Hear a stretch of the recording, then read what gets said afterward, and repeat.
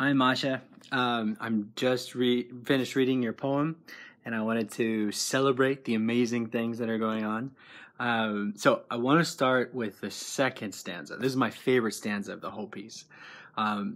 You pack the stanza with imagery, and imagery that makes me think of more than that you're actually describing. So what I mean by that, so I'm just going to read it. So, lukewarm coffee in a mug, early morning sleepy fog, places to go and sights to see, but having nowhere set to be.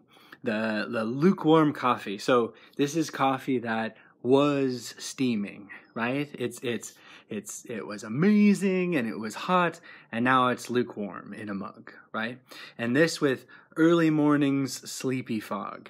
So, and I love to look at the fog. So this could just be me personally reading this and putting my own meaning on it. But, you know, when you see the fog early in the morning, it's blanketing, right? The landscape you're familiar with, it's showing you different things to look at. But the way that you've matched lukewarm coffee with early morning sleepy fog means this person has been up for a long time, right?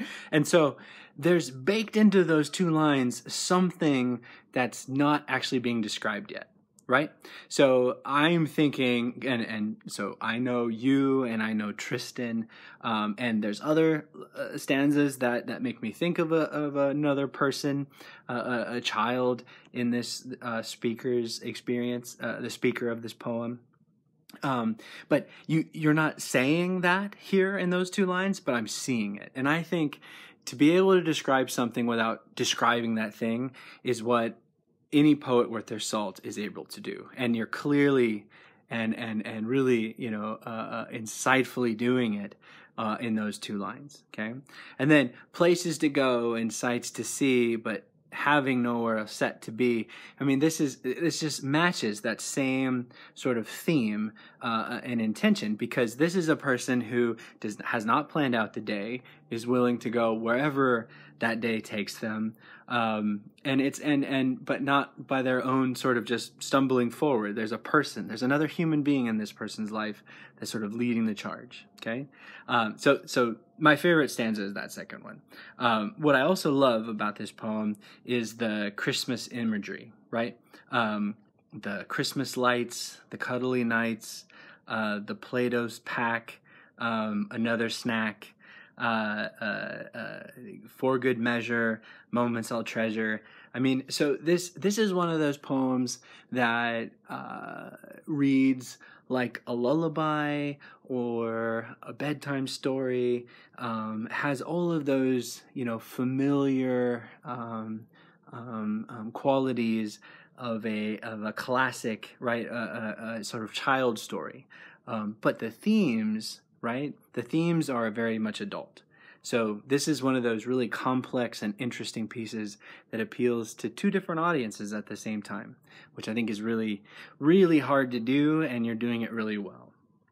And then the other thing I really love about this poem, and this is actually, I think, the most sort of sophisticated kind of level of poetry, is the meter, right? The beat, right? And you have this kind of,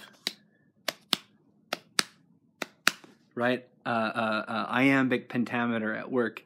So you have, you know, lukewarm coffee in a mug, early morning sleepy fog, places to go and sights to see, but having nowhere set to be, right? And you've kind of, you know, that's the backbone of this piece.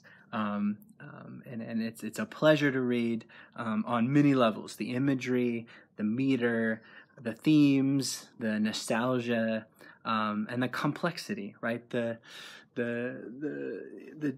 precious moments that are also contrasted by, you know, the challenges of this moment, right? There's a tension in the background between, you know, how amazing this time is and how precious this time is, and how hard it is, right, to live this out. And that's the heart, I think, of this poem. And I really hear, you know, you